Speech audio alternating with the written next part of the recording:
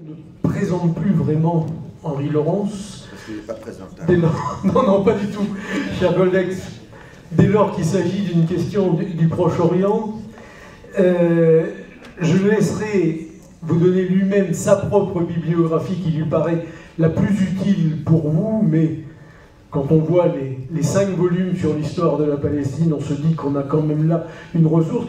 J'ai fait l'éloge d'un de vos ouvrages que je trouve particulièrement intéressant, Le Retour des exilés, pour les 80 pages de préface et la facilité d'accès aux documents. Donc, un cursus consacré à l'histoire qui va de l'Académie d'Henri IV à la chaire du Collège de France, et je pense que le point de départ et le point d'origine résument parfaitement une carrière d'historien. Donc, pour ne pas perdre de temps, je vous donne la parole. Je vous remercie de votre invitation et je remercie tout le monde d'être là. Bon, je ne vais pas perdre de temps non plus, donc aborder la question de quelque chose comme qu'est-ce que c'est que le Moyen-Orient comme système, etc. Ah bon, comme je suis un historien, je manque évidemment d'originalité, et donc je suivrai un ordre plus ou moins chronologique qui me paraît quand même la meilleure explication des choses, même si je sais que certains contestent la chronologie. Alors, qu'est-ce que c'est que le Moyen-Orient? Bon, on peut dire qu'en un sens, il apparaît dès le XVIe siècle, quand les Européens arrivent dans l'océan Indien. Donc, le monde musulman continental se trouve entre des Européens qui sont en Méditerranée et des Européens qui sont dans l'océan Indien. Mais évidemment, ceci n'a pas grande importance, puisque très rapidement, l'Empire ottoman et l'Empire safavide remettent les choses en ordre dans l'océan Indien. Donc la question véritable naît de la seconde moitié du XVIIIe siècle. Cette période absolument clé et dont l'interprétation reste toujours extrêmement difficile pour les historiens. Un des faits majeurs de la seconde moitié du XVIIIe siècle, c'est la réorientation de l'expansion européenne du Nouveau Monde vers l'Ancien Monde. Bon, première raison, évidemment, c'est que les Européens sentent qu'ils vont être chassés du Nouveau Monde. Les Français sont chassés du Canada par la guerre de 7 ans. Les Anglais vont être chassés des colonies britanniques d'Amérique du Nord avec la guerre d'indépendance des États-Unis, et les géostratèges de l'époque sont parfaitement conscients que les colonies espagnoles et portugaises vont suivre le mouvement inévitablement. Le second point, c'est que, toujours dans cette période, brusquement, l'Europe se situe en situation d'hyperpuissance par rapport au reste de l'Ancien Monde. Alors là encore, les difficultés de comprendre pourquoi, mais la réalité est là.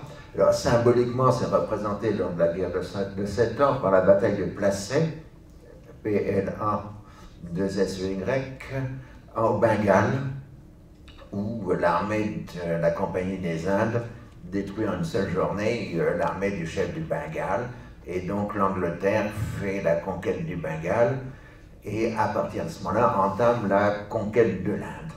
Et ceci marque donc que plus une armée orientale ne peut résister à une armée européenne ou encadrée par des Européens.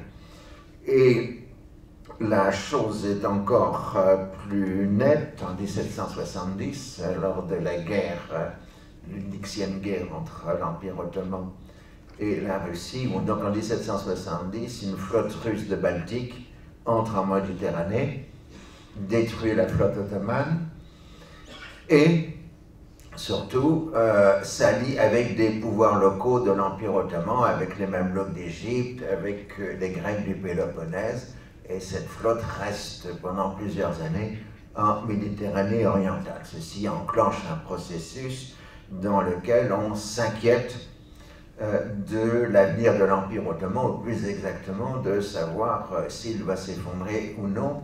Et donc on va commencer à discuter de plans de partage de l'Empire ottoman.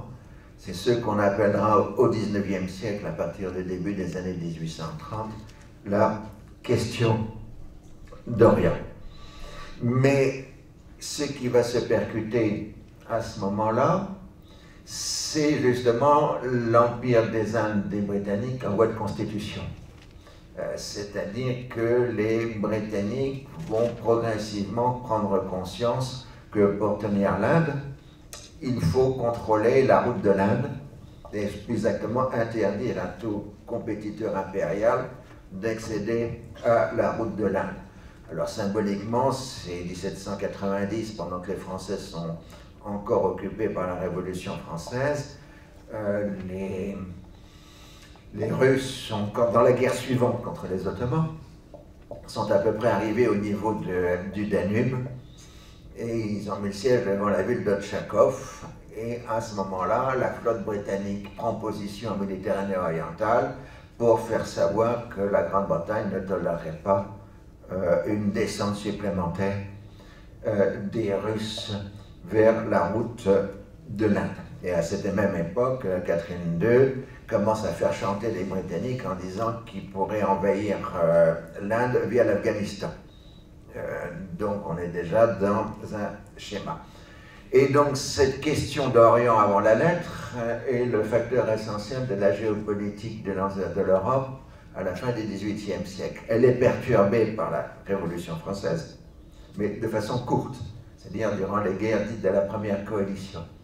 Dès les guerres de la seconde coalition, qui commencent par une expédition d'Égypte de la France, c'est la question d'Orient qui redevient l'élément essentiel.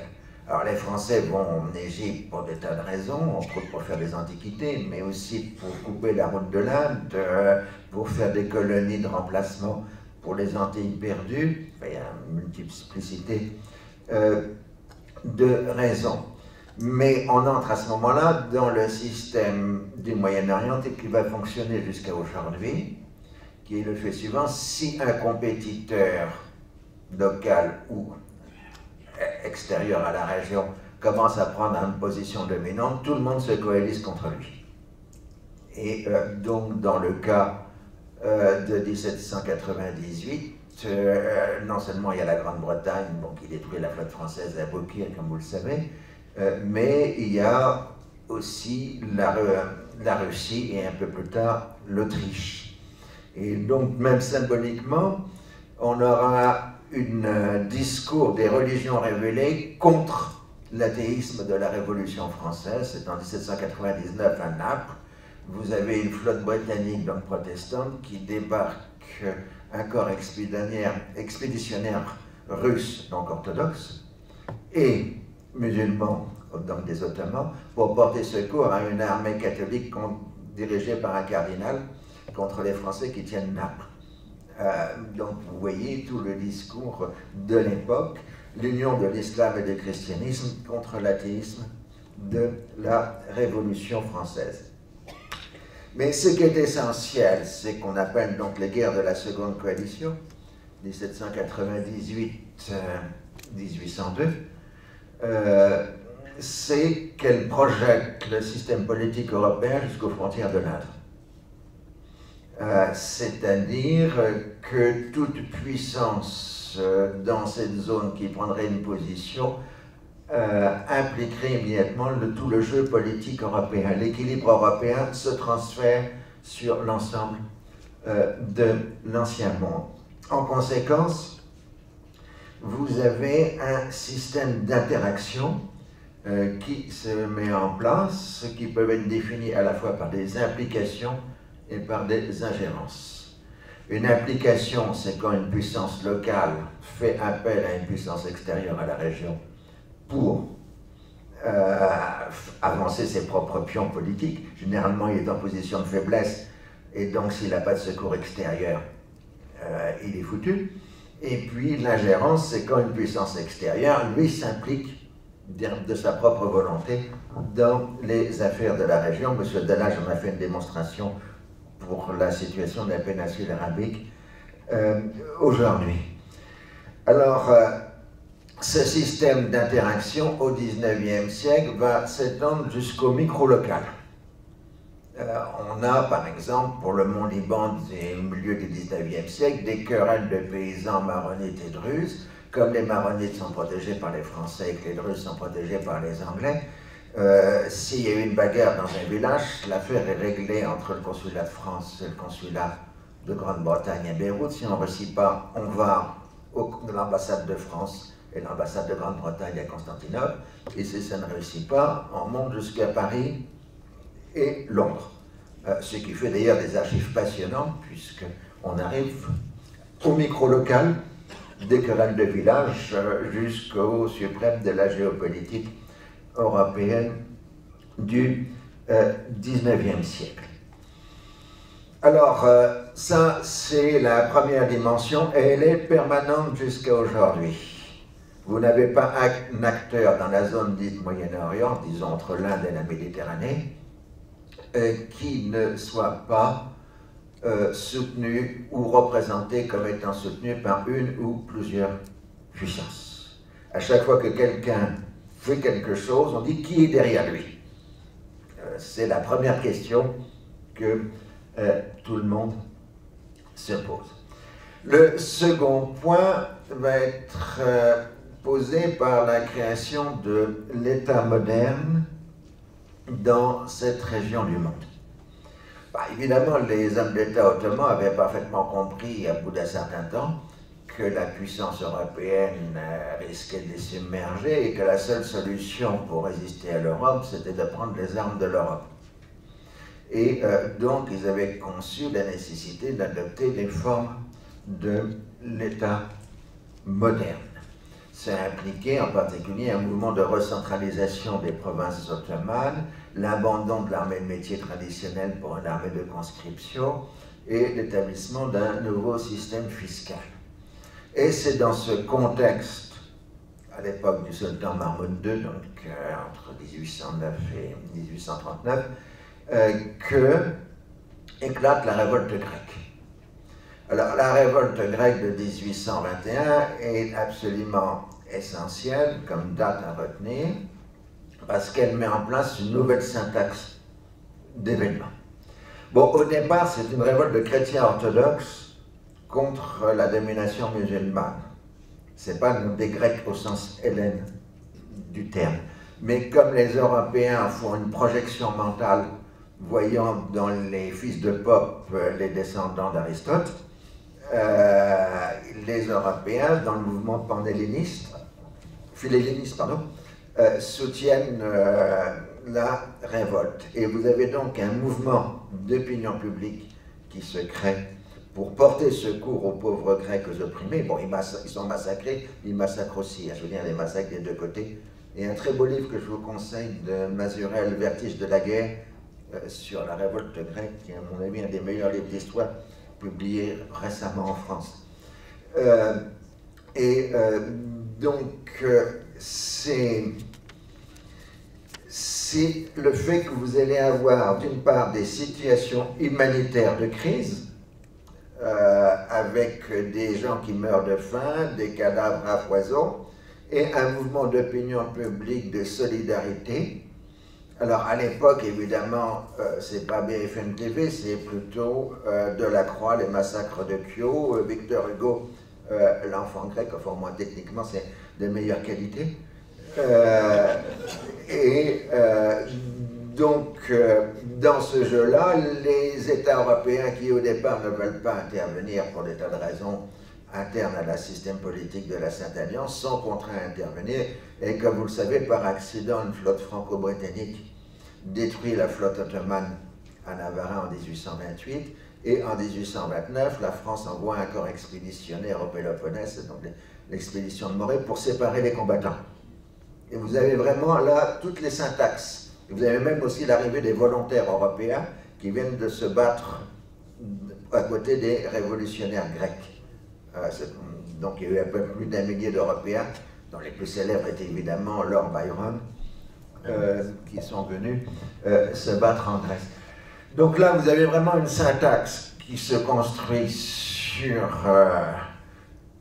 des révoltes intérieures, des mouvements intérieurs qui provoquent des ingérences des puissances, poussées entre autres par des mouvements d'opinion publique, elles-mêmes suscitées par un sentiment de crise humanitaire. Alors, ceci va enclencher le mouvement dit de balkanisation, mais cela est en dehors relativement de notre sujet. Ce qui compte à comprendre pour le 19e siècle, c'est la... Je parle peut-être trop vite, non? C'est le double mécanisme de la constitution de l'État moderne à travers les réformes ottomanes du 19e siècle. Double mécanisme, d'abord, c'est l'assentiment, partagé par tout le monde, qu'ils sont en retard. Et donc, à partir de cette notion de retard, va se construire un projet politique de rattrapage. Et ceci est valable pour tous les pays dits du Sud. Aujourd'hui, c'est toute structure politique, tout projet politique intègre la dimension du rattrapage. Le second point qu'il faut comprendre, c'est que la société ottomane, c'est un ancien régime, analogue à l'ancien régime européen. C'est une société de corps, d'ordre, et ainsi de suite.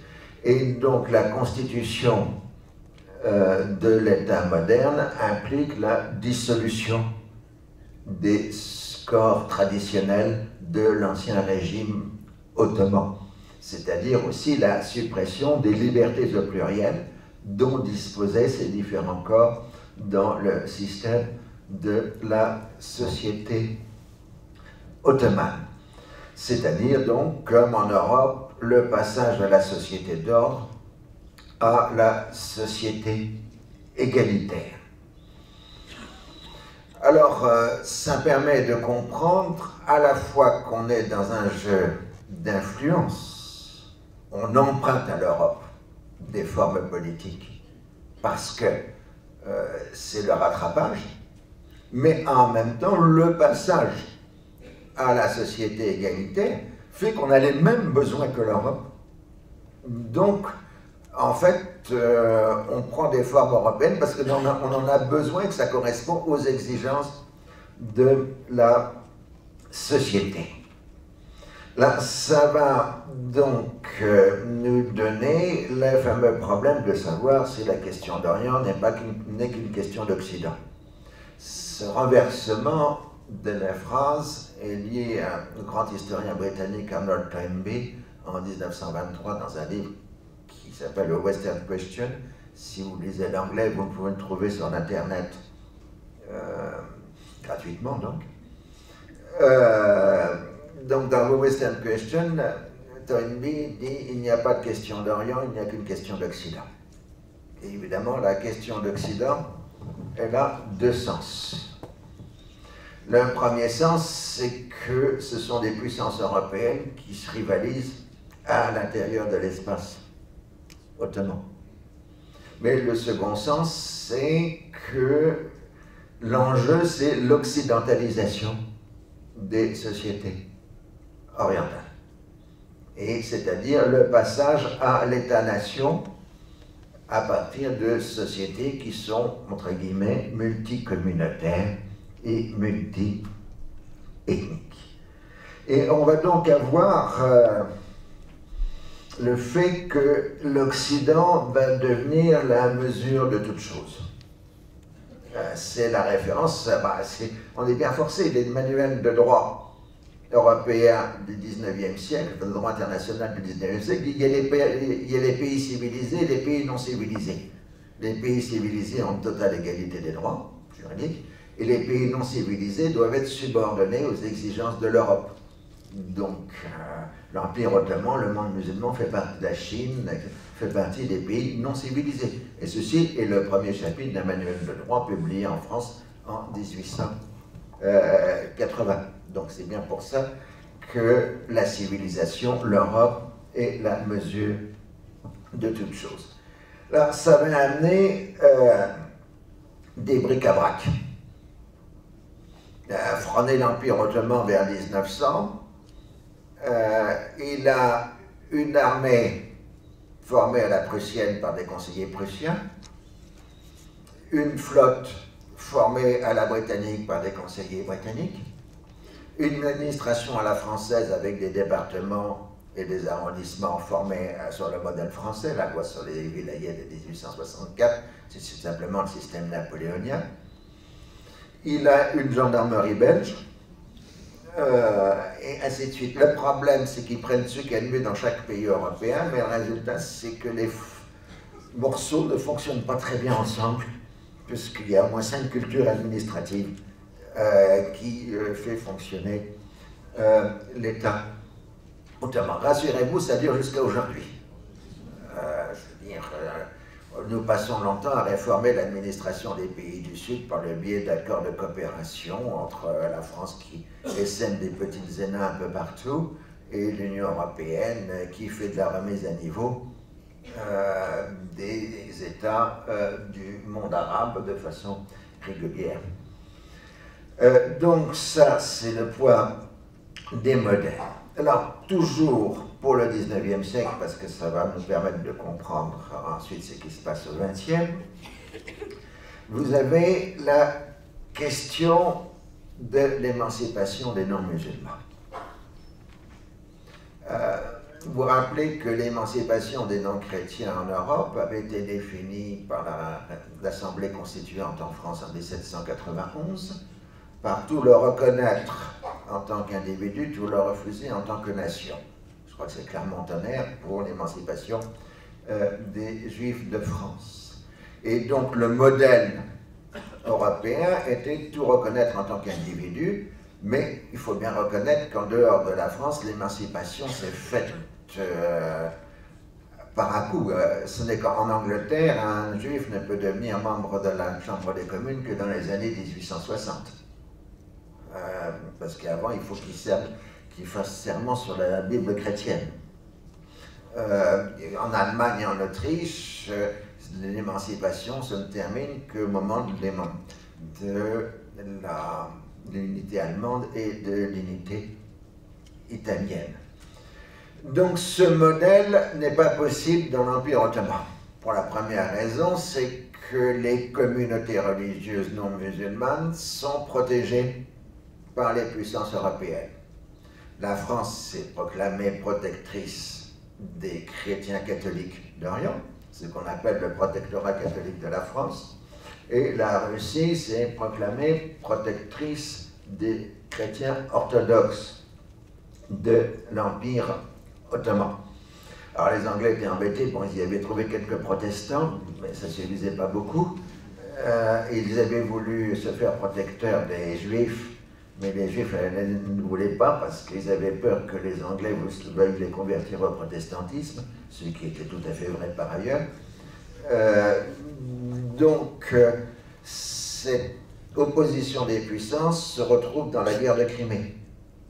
La guerre de Crimée est une guerre qui est provoquée par la volonté russe d'imposer son protectorat sur les Balkans orthodoxes et le refus de la France et de l'Angleterre de l'accepter.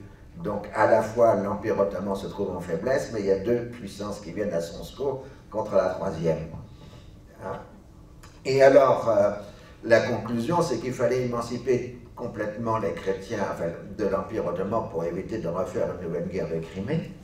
Et donc les ambassadeurs de France et de Grande-Bretagne en 1856 ont négocié avec le gouvernement ottoman un édit d'émancipation, ce qu'on appelle le Hadj-Chérif de 1856. Mais celui-ci reconnaît tout en tant que communauté, pas en tant qu'individu. C'est-à-dire que les communautés non musulmanes vont être définies comme des communautés qui font partie du système juridique de l'État ottoman, avec à leur tête un chef religieux, pour les chrétiens en général un patriarche, et un conseil de notables élus pour gérer l'affaire des communautés, et une personnalité des lois de statut familial pour chacune des communautés.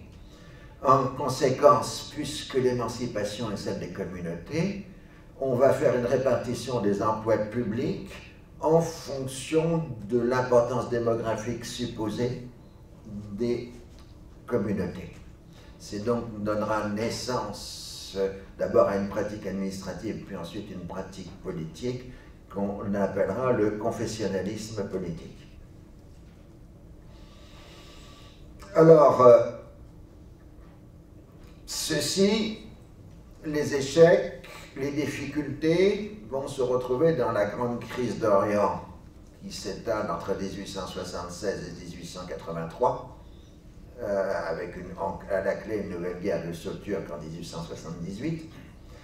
Je passe évidemment sur les détails, mais ce qui compte, c'est qu'il va y avoir une réaction islamique à tout ça. Les premiers intellectuels musulmans de la fin du XIXe siècle vont se poser une double question. Faut-il réformer l'islam ou faut-il islamiser les réformes? Réformer l'islam, c'est se poser que l'islam a besoin d'un Calvin ou d'un Luther, et donc les réformistes utilisent directement cet exemple du protestantisme. Et islamiser les réformes, c'est de dire, au lieu de prendre le système parlementaire occidental, on va l'appeler d'un nom musulman, la Shoura, le Conseil, mais c'est tout simplement le parlementarisme européen. Mais comme on lui donne une identité musulmane, c'est plus facile à faire accepter. Donc ça, c'est l'enjeu. Mais surtout, chez un ensemble d'intellectuels, vous avez évidemment un désastre narcissique pour le monde musulman. Ils sont soumis, eux qui ont la meilleure société du monde par définition, et la meilleure religion du monde, sont soumis à l'autorité de puissances étrangères qui sont d'une autre religion et qui les contrôlent. Donc le choc narcissique est terrible. Et ce qui va se passer à la fin du XIXe siècle est une opération intellectuelle que mes collègues turcs ont appelée la politisation de l'islam. C'est-à-dire que l'islam, avant l'arrivée des Européens, avant la gérance européenne du XIXe siècle, il était centré sur lui-même. Tandis qu'à cause des empiètements permanents de l'Europe, dès l'arrivée de la culture, de la civilisation moderne, etc., l'Europe va être amenée, l'islam va être amené progressivement à se définir non plus par rapport à lui-même, mais par rapport à l'Occident. Et pour certains intellectuels, ça va conduire à créer un islam utopique qui est n'autre qu'un contre-Occident. En disant, si on fait un islam qui est vraiment pur, élevé de toute corruption, qui revient au mérite des premiers musulmans, on retrouvera la puissance d'antan. Et c'est ce qu'on appelle un islam utopique qui est à la base de tous les programmes islamistes du XXe et du XXIe siècle. Donc, c'est l'islam en tant que contre-Occident qui commence à émerger à la fin du XIXe siècle. Alors, on va passer maintenant à la Première Guerre mondiale. Alors évidemment, nous, on voit toujours la Première Guerre mondiale dans la boue, des tranchées, etc., dans votre région en particulier. Je dis qu'il y a évidemment aussi le sable chaud. Alors, le sable chaud, vous connaissez vaguement parce que les 7 piliers de la sagesse, le film La Prince d'Arabie, etc. Donc, l'aspect du sable chaud, c'est quand même de penser que pour les puissances coloniales européennes, enfin pour les puissances européennes, l'islam est un des enjeux de la Grande Guerre. Pour la première raison, c'est que la première puissance musulmane au monde en 1914, c'est la Grande-Bretagne.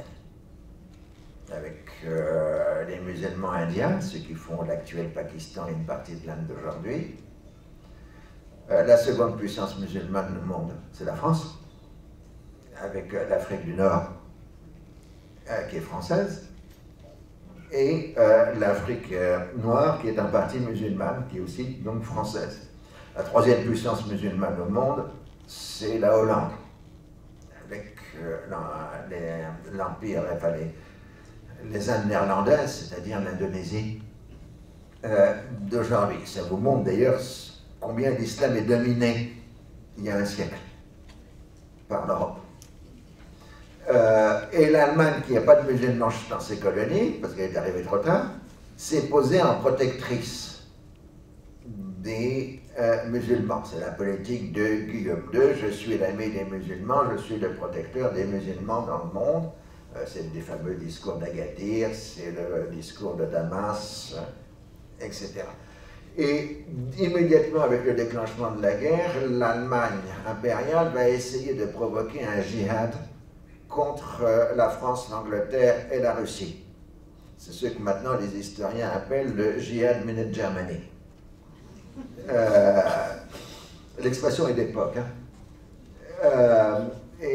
Donc face au djihad Minute Germany, les Français et les Anglais, et les Russes accessoirement, ne voient qu'une seule possibilité, c'est prendre le contrôle de l'islam pour créer un contre-djihad ou un contre-califat ottoman.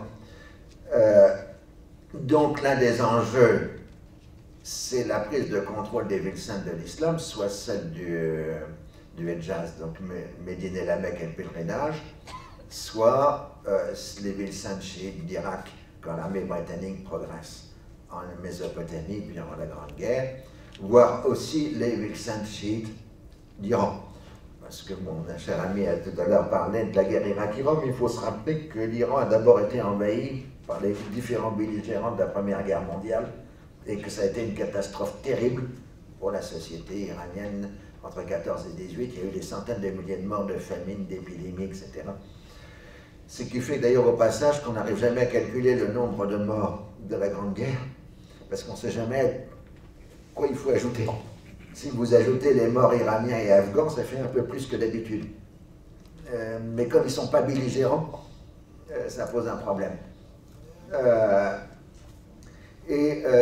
Donc, face à cette lutte pour l'islam, pour la première fois, les Européens vont soutenir une révolte de non-chrétiens contre une autorité légitime.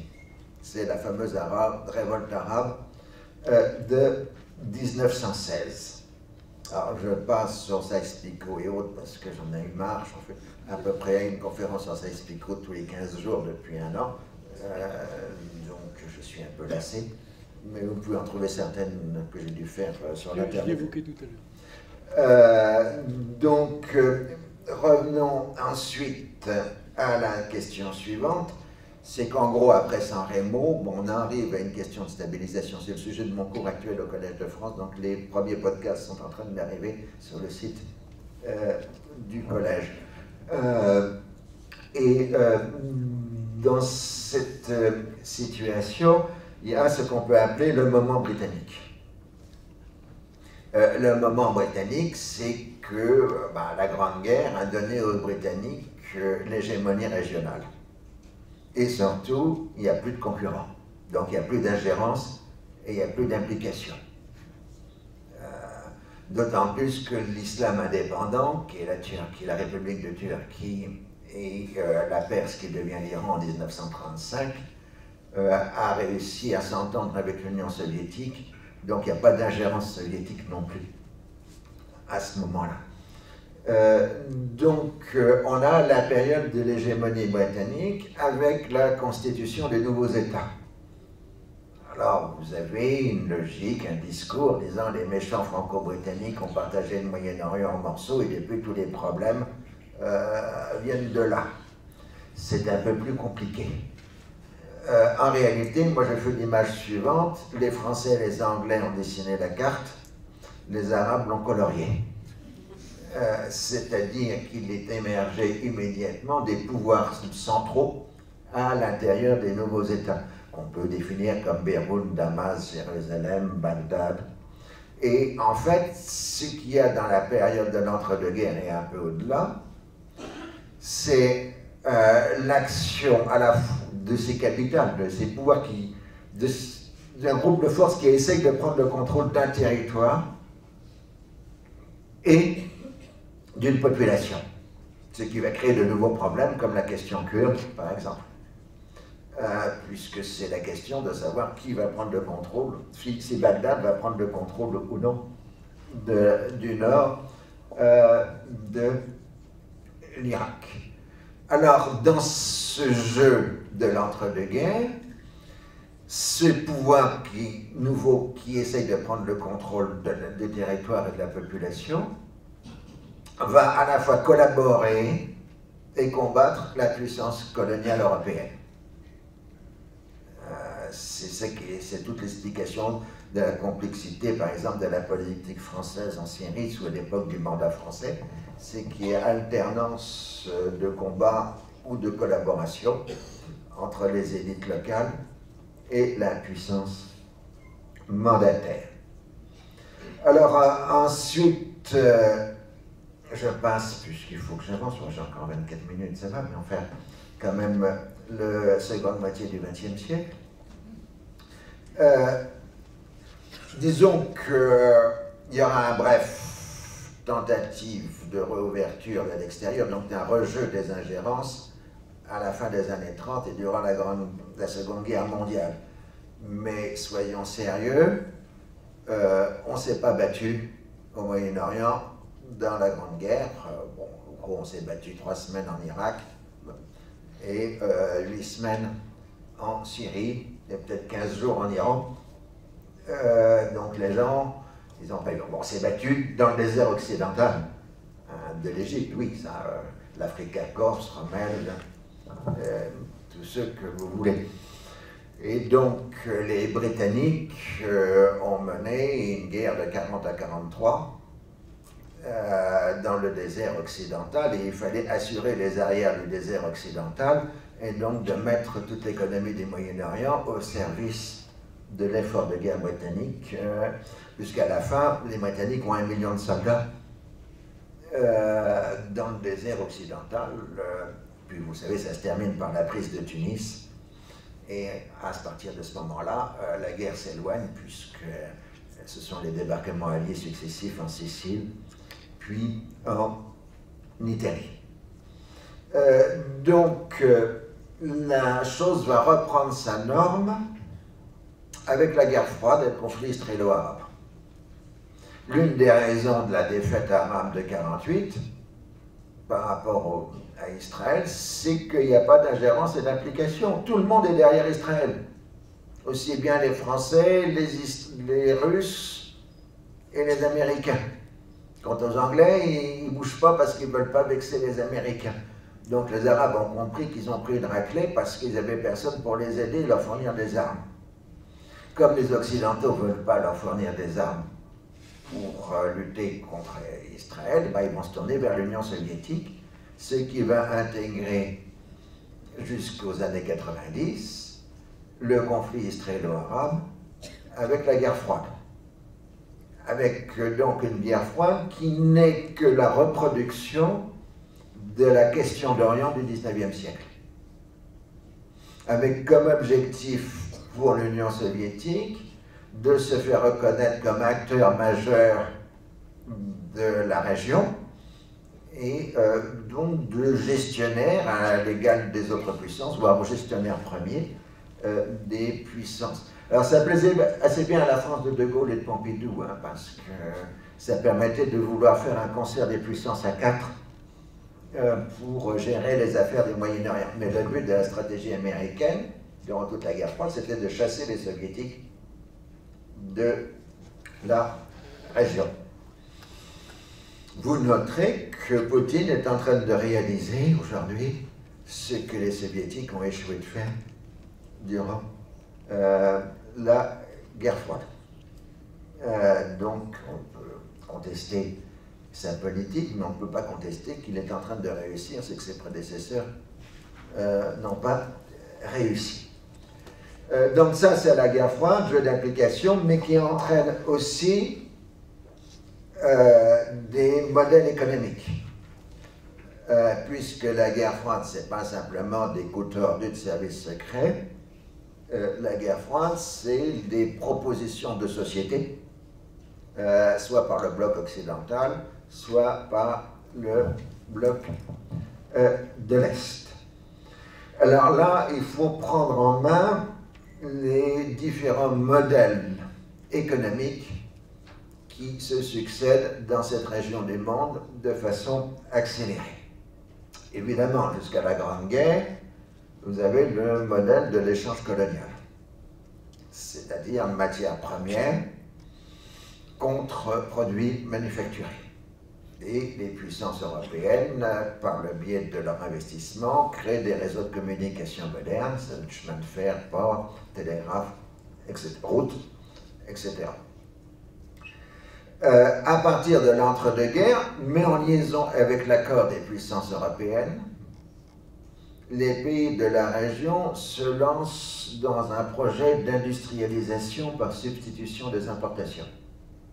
C'est-à-dire qu'on va lever des barrières douanières sur les produits manufacturés mondiaux pour permettre de les fabriquer sur place.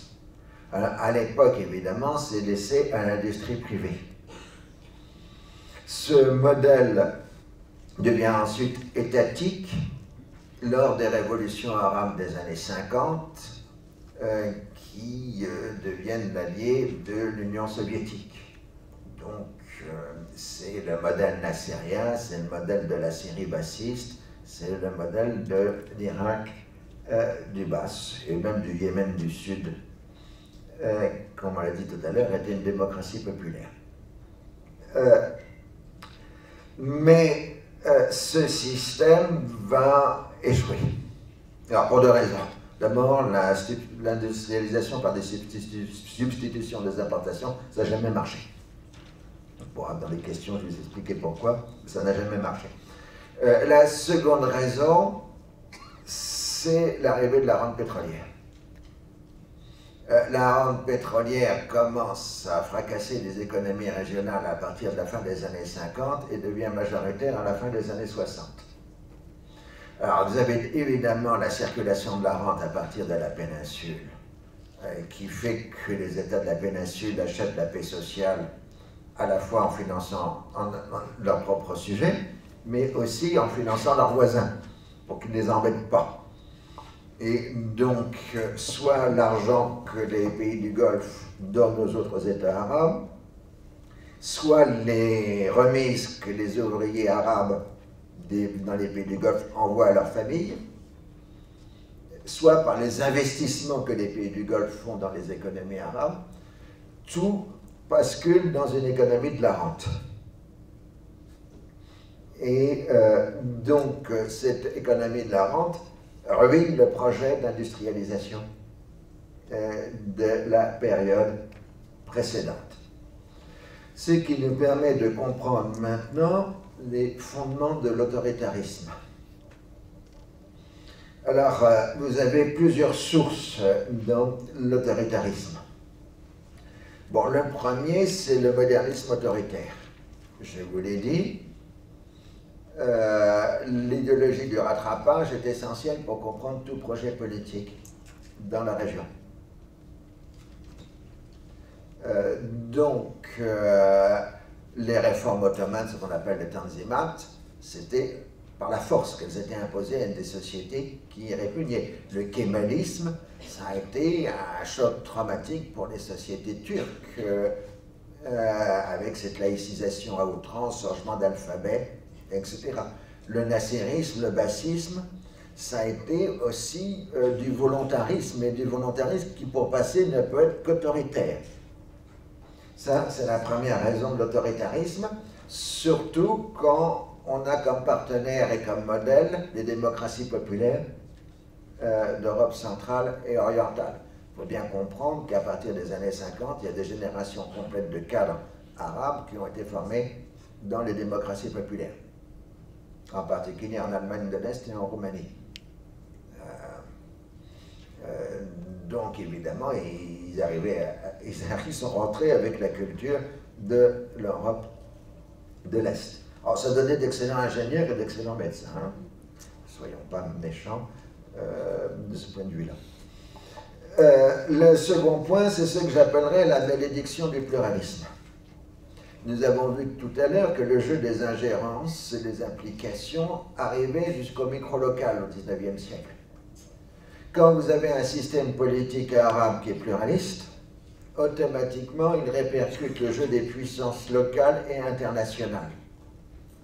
C'est le cas du Liban, où vous n'avez pas une seule force politique au Liban qui n'a pas un ou plusieurs sponsors étrangers. Et quand quelqu'un a un sponsor étranger, ben les autres se précipitent vers un autre sponsor étranger pour le le rééquilibrer. Ce qui fait que les Libanais, quand ils ont fait leur guerre civile, ils ont eu le sentiment au bout d'un certain temps qu'ils faisaient la guerre pour les autres. Ensuite, si vous prenez le cas palestinien, c'est la même chose. Arafat était dans l'incapacité de faire la stratégie du FLN algérien qui était de liquider physiquement tous les concurrents. Et donc, vous aviez différentes forces politiques palestiniennes et tout le monde se faisait financer par l'extérieur. Bon, le Fatah et l'ONP étaient financés par les pays du Golfe via le biais de contributions volontaires sur les ouvriers palestiniens, enfin les travailleurs palestiniens dans les pays du Golfe. Et du coup, la gauche palestinienne, Front populaire, Front démocratique et tout ce que vous voulez, était financée successivement soit par la Syrie, soit par l'Irak, soit par la Libye, soit par l'un, soit par l'autre. Mais vous ne pouvez pas avoir de pluralisme sans que vous n'ayez d'intervention étrangère. D'où le paradoxe qui a été que la dictature était le seul moyen d'assurer l'indépendance nationale. C'est ce que Nasser expliquait à Nero. Nero lui disait, mais pourquoi tu ne conserves pas un système parlementaire comme moi je l'ai conservé en Inde? Mais il dit, si j'ai un système parlementaire, tous les partis politiques seront financés par l'extérieur. Et donc, moi seul, par une dictature, je peux assurer l'indépendance nationale. Le troisième point, c'est le poids des rentes. Vous connaissez le vieux principe anglais, no taxation without representation, pas d'impôt sans consultation, sans représentation, mais quand l'État s'alimente par les rentes et non pas sur les impôts, on ne peut plus exiger, parce qu'au contraire, c'est l'État qui finance la société, pas la société qui finance l'État, dans une société de rente. Autrement dit, de façon très simple, à chaque fois qu'il y a un problème politique un peu embêtant en Arabie Saoudite, on largue quelques milliards de dollars d'aides financières diverses à la population pour qu'elle se calme. Et c'est périodique jusqu'à aujourd'hui. Donc littéralement, les États achètent les sociétés dans le système de rente. Ce qui pose des problèmes d'aujourd'hui, c'est qu'il n'y a plus d'argent suffisant dans les rentes pour acheter les sociétés. C'est qu'il y a le problème d'aujourd'hui. Alors ensuite, vous avez eu le passage de la révolution à la stabilité. Si vous aviez vécu dans le monde arabe dans les années 60, et même encore au début des années 70, disons jusqu'à la guerre du Liban à partir de 75, le slogan c'était la révolution. À partir des années 80, le slogan c'est devenu la stabilité. La peur de tous les pouvoirs en place, c'est la déstabilisation. Le monsieur maréchal Sissi ne fait pas un discours aujourd'hui sans dire qu'il défend la stabilité et il lutte contre la déstabilisation. C'est à peu près ce qu'il dit d'intéressant, si je peux dire. Dans tout ce système, vous avez l'interaction avec l'Occident. Qu'est-ce que nous, les Occidentaux, nous demandons à ces gens-là? La sécurité des approvisionnements pétroliers, ce qui ne veut pas dire le contrôle militaire, enfin le contrôle de la production pétrolière. Le prix du pétrole, il est fixé par le marché, contrairement à ce que pensent les gilets jaunes. Mais les Occidentaux, et en particulier les États-Unis, protègent les structures de l'industrie pétrolière. On l'a bien vu en 1990, quand Saddam Hussein est intervenu occuper le Koweït. Immédiatement, on a créé une coalition pour le chasser. Jeu d'ingérence et d'implication, mais aussi sécurité des approvisionnements pétroliers. Au passage, ça donne encore aux États-Unis une carte à jouer face à la Chine, pour l'instant. Autrement dit, si vous aviez une situation de conflit ouvert entre la Chine et les États-Unis, en 15 secondes, les États-Unis coupent les approvisionnements pétroliers de la Chine. Et c'est bien pour ça que les Américains tiennent à conserver ce rôle de sécurité des approvisionnements pétroliers. Ensuite, vous avez l'antiterrorisme. Ça, c'est une bonne industrie, puisqu'on a ce qu'on appelle les pompiers pyromanes. L'ancien président du Yémen était un expert. Il créait des terroristes chez lui qui lui permettaient d'avoir des financements américains et des tirs de drones américains sur son territoire. Et plus les Américains faisaient des tirs de drones, plus il y avait de terroristes. Et plus ils recevaient des dollars américains. Donc, la défense contre le terrorisme et la nécessité d'assurer la stabilité, plus la paix israélo-arabe, c'est des rentes politiques que les États-Unis et les Occidentaux payent aux États arabes. Et puis, évidemment, comme vous le savez tous, les barrières contre l'immigration. Puisque le Moyen-Orient a le paradoxe de connaître des migrations entrantes et des migrations sortantes. Alors, on pense toujours en migration sortante parce que c'est celle que nous voyons en Méditerranée, mais il y a des migrations entrantes qui viennent d'Afrique noire dans le monde arabe, de la Corne de l'Afrique en particulier, de l'Éthiopie, de l'Érythrée, et puis qui viennent de l'Asie. C'est l'ultime pointe asiatique, ce sont les bonnes sri-lankaises au Liban. Donc on est dans des jeux entrants et sortants. Alors, j'ai évidemment pas eu le temps de vous parler de façon claire et définitive de l'islamisme, mais je pense que Gilles Kepel, mon ami de 40 ans, pourrait éventuellement vous en parler. Donc, c'est à la fois une utopie politique, c'est un contre-Occident, c'est une lutte contre les systèmes autoritaires, mais contrairement à mon ami François Burga, je ne pense pas que ce soit des peace and love les islamistes, et que donc c'est pas parce qu'on est méchant avec eux que si on cessait d'être méchant, eux ne se seraient pas des lettres. Mais ça, c'est une divergence que j'ai avec François Burga, mais qui est mon ami aussi, depuis moins longtemps, 30 ans. Vous avez ce qui est majeur à comprendre, c'est ce que j'appelle la culture du ressentiment. Cette culture du ressentiment, elle est le produit justement de tous ces jeux d'implication, d'ingérence, de modèles qui sont développés depuis la fin du XVIIIe siècle. Et le fait que l'impérialisme dans cette région du monde, c'est une réalité. Vous avez des bases militaires américaines dans le Golfe, même des bases françaises, une base turque. Donc, des porte-avions remplacent les canonnières du XIXe siècle, mais ils y sont. Vous avez des troupes au sol occidentales, en Irak et en Syrie, et aussi en Afghanistan. Donc, je veux dire que quand on parle d'empire ou d'impérialisme, on n'est pas dans un domaine fictionnel, on est dans une réalité concrète. Donc, culture du ressentiment, alors qu'en Asie, on a une culture de la revanche. C'est-à-dire, quand la Chine inonde le monde de ses produits manufacturés, elle prend sa revanche sur un siècle et demi d'humiliation. Quand l'Inde rachète la sidérurgie française ou européenne, c'est une revanche de l'histoire. Donc, ça nous impose aussi un problème que nous ne sentons pas, parce que nous sommes on est post-machin, je ne sais pas, post-moderne si vous voulez, tandis qu'eux, ils sont hantés. Je veux dire par là qu'ils sont encore restés dans l'histoire coloniale, mais en l'inversant. C'est-à-dire que pour eux, ils sont sur la revanche de la domination occidentale, ou ils sont sur le ressentiment de la domination occidentale. Tandis que nous, on ne sait pas, parce que nous, on est passé à autre chose, donc on a du mal de comprendre ce que j'avais appelé jadis une discordance des temps.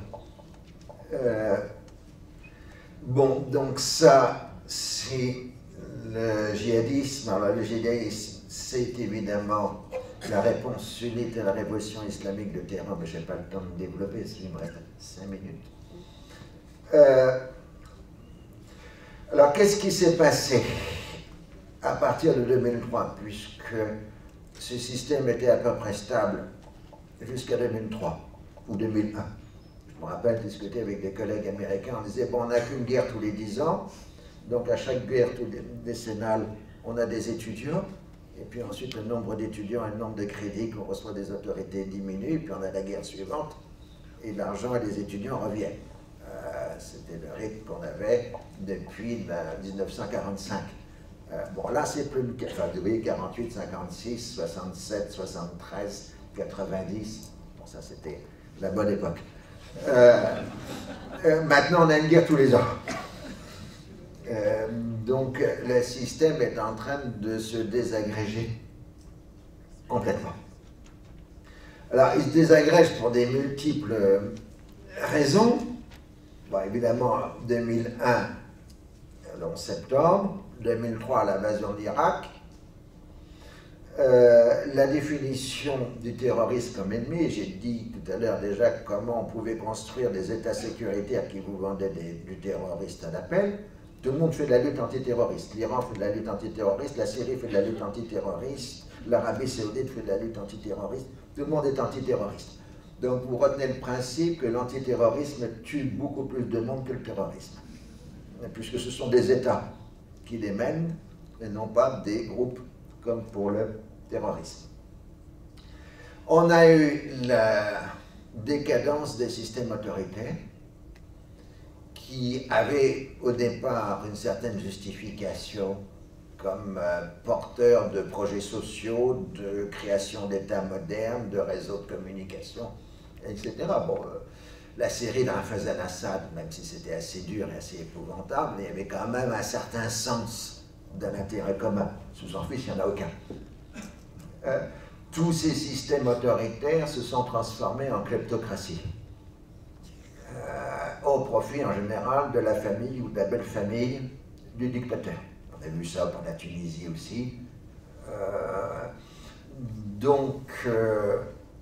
Ça a rendu les choses absolument insupportables à des populations dont, malgré tout, le niveau d'éducation continuait de monter par les politiques de scolarisation et par l'accès à l'Internet. Et à partir de 2011, donc, on a eu le printemps arabe. Et depuis le printemps arabe, on est dans un système de déséquilibre, on peut dire de lutte de révolution et de lutte de la révolution contre la contre-révolution. Si on prend un modèle européen, bon, la contre-révolution étant menée par les Émirats et l'Arabie saoudite depuis 2011. Notre ami tout à l'heure m'a rappelé qu'on n'a pas pardonné aux Américains d'avoir lâché Moubarak. Donc, la question, les deux questions d'aujourd'hui, c'est est-ce que la contre-révolution est un facteur de changement? Question ouverte. Vous savez, la contre-révolution en 1848 a amené l'unité italienne, l'unité allemande et un certain nombre d'autres choses. Donc, la le Second Empire de Napoléon III. Donc la contre-révolution peut être un facteur de changement. Pour l'instant, ça n'a pas l'air. Mais c'est quelque chose qui revient à la célèbre phrase du Guépard, de Thomas de Lampedusa, « Faut-il tout changer pour que rien ne change ?» Ça, c'est la question première. La seconde question, c'est qu'il est difficile de restaurer l'autoritarisme absolu, sauf en utilisant la terreur comme fait MBS, tout simplement parce qu'on n'a plus d'argent pour alimenter. On ne peut plus acheter les sociétés, les caisses sont vides. Le problème de l'Arabie saoudite, c'est que les caisses sont relativement vides, elle ne peut plus assurer l'achat des sociétés comme on le faisait dans les décennies précédentes. Et les affaires irakiennes et syriennes ont réouvert la question d'Orient. Donc ça, c'est les questions d'aujourd'hui, enfin du XXIe siècle, les points d'interrogation, évidemment. Alors, conclusion, qu'est-ce que veulent les populations? Qu'est-ce que veut le peuple? On va reprendre le slogan de 2011. Ben, le peuple, il veut des choses assez élémentaires qui est acceptable pour tout le monde, enfin pour nous tous. S'ils veulent des droits sociaux et des droits politiques. Et c'était la grande exigence de 2011, avant qu'ensuite les jeux des puissances s'y relancent. Ce qui explique aussi la liaison que l'on peut faire entre 2011 et la reprise des migrations en Méditerranée. Les gens qui partent vers l'Europe, c'est des gens qui veulent des droits sociaux et des droits politiques. Et comme ils ne peuvent pas l'avoir chez eux, ils essayent de l'avoir chez nous en quelque sorte. Mais vous voyez bien qu'il y a une même revendication au départ. Et ça, c'est ce que veulent les sociétés. Mais ces sociétés, bah, elles sont dans une situation absolument catastrophique aujourd'hui. La violence est quasi quotidienne, vous avez des milliers de morts. Le Moyen-Orient du XXIe siècle, fait partie du Moyen-Orient du XXIe siècle, pour reprendre l'expression de Timothy Snyder, est devenu une terre de sang, une bloodland. Et la bloodland en Irak, au Yémen, en Syrie. Et évidemment, c'est quelque chose d'absolument effrayant. Voilà. 2 minutes que j'ai dépassées. Merci. Merci pour 2 raisons. D'abord, la performance chronographique. C'est extrêmement rare qu'un conférencier tienne véritablement le temps qu'on lui a imparti. Et d'autre part, pour cette analyse extraordinaire qui me suscite chez moi une image médicale. J'ai eu l'impression que, sous un IRM parfaitement perfectionné et de pointe, j'avais à la fois l'enveloppe, les organes, les maladies qui les affectent et la régénérescence cellulaire. Ce qui m'ouvre une très grande angoisse, car l'auditoire que vous avez en face de vous dispose, pour présenter ça aux élèves de première ou terminale, de 5 à 6 heures, évaluation incluse. Donc je pense qu'il doit y avoir des questions, et donc je leur donne tout de suite la parole. Donc une petite question toute simple. Vous avez terminé en disant qu'il y avait à nouveau retour d'une question d'Orient en parlant de l'Irak et de la Syrie. Moi je vous demande, est-ce vraiment une question d'Orient ou est-ce toujours une question d'Occident? Juste une question de définition. Je veux dire, actuellement, vous avez en Syrie des troupes américaines, des troupes françaises au sol, des troupes anglaises au sol, quelques autres Européens, je crois. Alors, je me suis aperçu qu'il y avait quelques Danois en Irak récemment, on en a parlé. Vous avez évidemment des troupes russes, vous avez des troupes iraniennes, vous avez des miliciens afghans. Voilà, bon, ça vous montre qu'on en revient au bon vieux 19e siècle. Hein.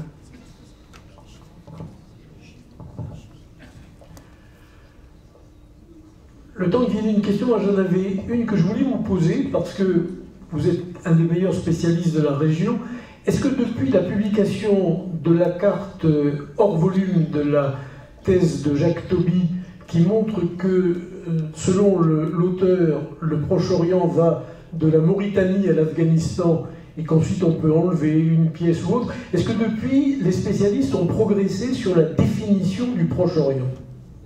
Bon, tout ça, ce sont des termes politiques, donc ça change en fonction des conjonctures politiques. Alors, je n'ai pas le temps d'essayer de faire une histoire du concept de Moyen-Orient. La définition la plus élémentaire, c'est là où il y a des musulmans et des emmerdements. C'est à peu près, c'est pour ça que vous faites varier la carte en fonction. Alors, si vous pouvez être plus sérieux, vous pouvez dire que ça correspond à la notion d'islam continental ou d'islam de la première expansion, c'est-à-dire de la côte atlantique aux frontières de la Chine, par rapport à un islam des archipels, enfin, qui est de la seconde expansion, qui est la Malaisie, l'Indonésie, etc., ou de l'Afrique noire. Donc ça, c'est une notion plus sérieuse. C'est ce que j'ai dit aussi, c'est ce qu'entre l'océan Indien et la Méditerranée. Alors, les Français ont utilisé jusqu'à assez tard le vent. La direction des affaires étrangères qui gérait la région s'appelait la direction d'Afrique-Levant, dans mon souvenir jusqu'au début des années 70. Et puis ensuite, on a fait une direction d'Afrique, quand on a retiré l'Afrique, et on a appelé ça Afrique du Nord, Moyen-Orient, ANMO. Et ANMO a été repris depuis une vingtaine d'années par les Américains sous la forme de MENA, Middle East and North Africa. Mais ANMO et MENA, c'est la même chose. Hein.